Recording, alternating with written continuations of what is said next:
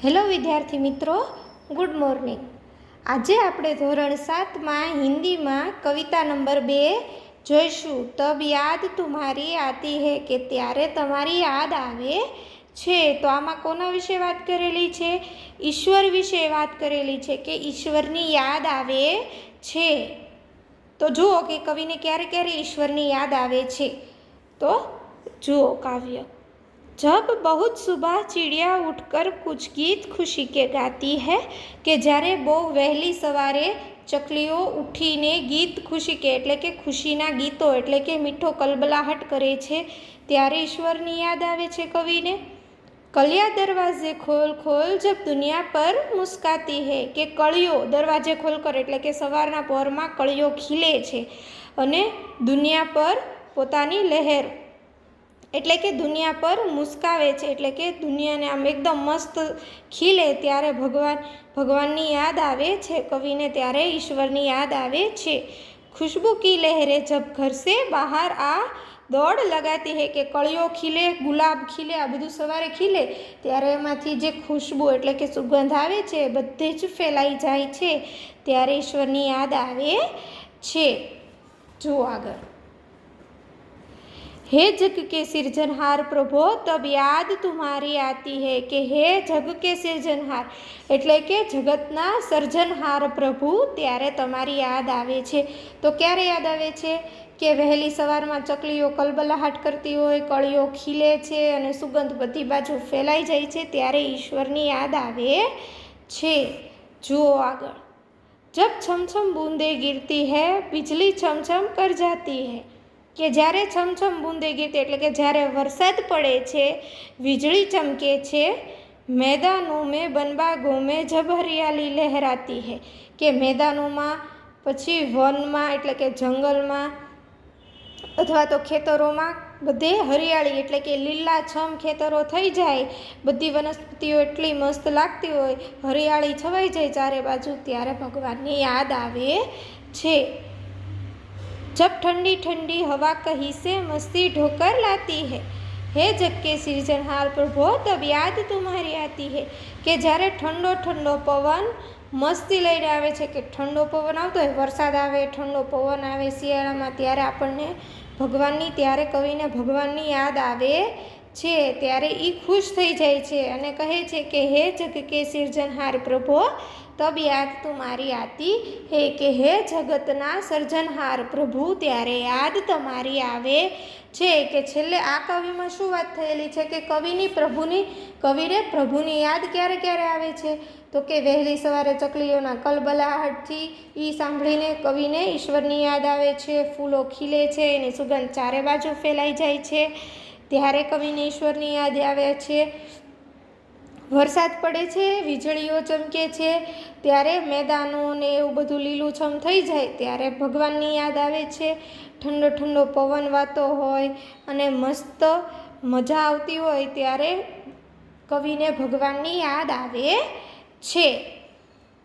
હવે જુઓ આગળ. આ શબ્દાર્થ છે એ તમારે વાંચવાના છે. આગળ જુઓ અભ્યાસ. હવે અભ્યાસના પ્રશ્નો. પ્રશ્ન નંબર 1. પ્રશ્નો કે મૌખિક ઉત્તર દીજીએ, કે પ્રશ્નોના મોઢે જવાબ આપો. એમાં પહેલો પ્રશ્ન છે, સુબહ હોતે હી ક્યા ક્યા હોતા હૈ, કે સવાર પડે ત્યારે શું શું થાય છે? તો કે સવારે ચકલીઓનો મીઠો કલબલાહટ સંભળાય છે, ફૂલો ખીલી જાય છે અને એની સુગંધ ચારે બાજુ ફેલાઈ જાય છે. તમારે હિન્દીમાં લખવાનો છે આનો જવાબ. પછી પ્રશ્ન 2. मैदानों में हरियाली कब लहराती है, કે મેદાનોમાં હરિયાળી, મેદાનો લીલાછમ ક્યારે થઈ જાય છે? તો કે જ્યારે વરસાદ પડે છે ત્યારે મેદાનો લીલાછમ થઈ જાય છે. પ્રશ્ન 3. આપકો પ્રભુ કી યાદ કબ આતી હૈ, કે તમને પ્રભુની યાદ ક્યારે આવે છે એવું પૂછે છે. તો આમાં લખવાનું છે તમને જ્યારે પ્રભુની યાદ આવતી હોય. ક્યારેક આપણે અમુક એવા સ્થળોએ જઈએ તો આપણને ભગવાનની યાદ આવે છે, તો એના વિશે આમાં તમારે જવાબ લખવાનો છે. પ્રશ્ન 4. तुम सुबह में उठकर क्या क्या देखते हो, કે તમે સવારે ઉઠીને શું શું જુઓ છો? ઘણા મંદિરે પૂજા કરતા હોય, ઘણા સૂર્ય નમસ્કાર કરતા હોય, સૂર્યને પ્રાર્થના કરતા હોય, એવું બધું આમાં લખવાનું છે કે તમે સવારે ઉઠીને શું શું કરો છો એના વિશે આમાં લખવાનું છે। પછી પ્રશ્ન 2। प्रश्न 2 में जुओ, चित्र को देखिए और वचन परिवर्तन कीजिए। के चित्र ने जुओ और वचन परिवर्तन करो। हवे वचन परिवर्तन एटले एक वचन अने बहुवचन। ज्यारे कोई एक माणस, वस्तु के प्राणी विशेनी वात करवामां आवेली होय त्यारे एक वचन कहेवाय अने एक थी वधारे वस्तु विशेनी वात करवामां आवेली होय त्यारे एने बहुवचन कहेवाय। तो जुओ पहेला चित्रोमां, चिड़िया उड़ रही है। के आमां एक ज चकली छे तो चिड़िया उड़ रही है। पछी बीजी खाली जग्या आपी छे अने आमां 3 चकलीनुं चित्र छे। तो चिड़ियाए उड़ रही है। के चिड़िया एटले के जो अहींया आवे ने अहींया आवे एटले के चकलीओ उड़ी रही छे। पछी छे बीजું, कली नहीं खीली है। के कळी खीली नथी। आमां एक कळीनी वात करवामां आवी छे अने आमां एकथी वधारे कळीनी वात करवामां आवी छे। तो जुओ, कलिया नहीं खीली है। के कळीओ खीली नथी। आमां कलिया आवे कारण के एक थी वधारे छे। पछी त्रीजुं, बूंदे गिरती है। बूंद गिरती है। के बूंद एटले के अहींया एक बूंद एटले टीपू। अहींया एक ज टीपा विशेनी वात करवामां आवी छे के टीपू पड़े छे, पण अहींया 3 टीपा छे, एक थी वधारे छे। तो बूंदे गिरती है। के टीपा पड़े छे, टीपाओ पड़े छे। पछी एनुं नीचेनुं जुओ, एमां बीजामां आपेलुं एटले बहुवचन आपेलुं छे पण एक वचन आपेलुं नथी। तो जुओ बहुवचनमां शुं छे, दरवाजे खुले है। के दरवाजाओ खुला छे। तो एनुं एक वचन शुं आवे, दरवाजा खुला है। के दरवाजो खुल्लो छे। आमां एक ज दरवाजो छे तो दरवाजा खुला है अने आमां एक थी वधारे एटले के दरवाजे खुले है। पछी जुओ नीचे, लड़कियां खेल रही है। के एक थी वधारे छे तो लड़कियां। के एक थी वधारे छोकरीओ छे तो लड़कियां एटले के छोकरीओ। अने अहींया एक ज छोकरी छे तो शुं आवे, लड़की खेल रही है। के छोकरी रमे छे। पछी जुओ पाछळ, हवे आ छे प्रश्न 3। शब्दों के उचित क्रम में रखकर अर्थपूर्ण वाक्य बनाइए। के शब्द ने उचित क्रम एटले के साचा क्रम में लखीने एनुं वाक्य बनाववानुं छे। तो पहेलुं वाक्य वांचो। जो ई आडावळुं लखेलुं छे, आडुं छे। जीवन जल है ही। के जीवन जल है ही। तो एनो काई अर्थ निकळे छे तो के नहीं। तो हवे एना जवाबमां आपणे शुं लखी शकीए, एनुं साचुं वाक्य शुं बने के जल ही जीवन है। के पाणी ज जीवन छे, जल ही जीवन है। पछी जुओ बीजुं वाक्य एवुं बने छे, फूलों में रंग कौन भरता है। के फूलों में रंग कौन भरे छे, एवुं आ वाक्य आनुं बने छे। पछी त्रीजुं, बादल में बिजली क्यों चमकती है। के जुओ, बादल में बिजली क्यों चमकती है, आनुं ई वाक्य बने छे। अने क्रममां गोठववानुं के जेनो कोई अर्थ निकळतो होय के हवे वादळमां वीजળી शुं काम चमके छे, ई अर्थपूर्ण वाक्य थयुं के एनो जवाब आपणे आपी शकीए। पछी जुओ प्रश्न 4। सबसे तेज कौन। के बधाईथी वधारे फास्ट एटले के चतुर्मान कौन छे।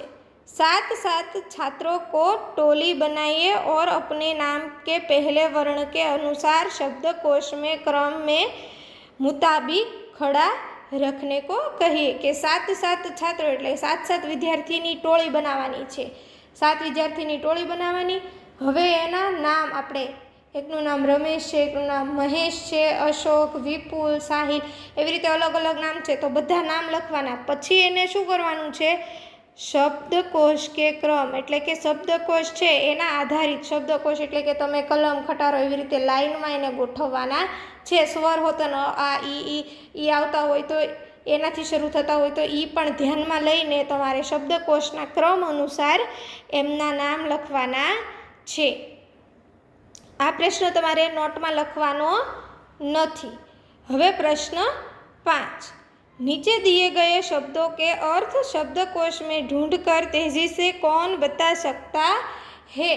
के नीचे आपेला शब्दोना अर्थ, आ नीचे आपेला जे शब्दों छे एना अर्थ તમારે શબ્દકોશ એટલે કે આ જે ક્રમમાં નથી લખવાના પણ આનો અર્થ લખવાનો છે કે આના અર્થ શું થાય છે એ લખવાનું છે.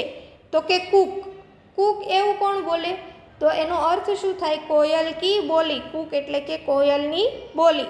પછી ઈરાદા, ઈરાદા એટલે તમારે કોઈક ઈરાદો એટલે કે સંકલ્પ કરના.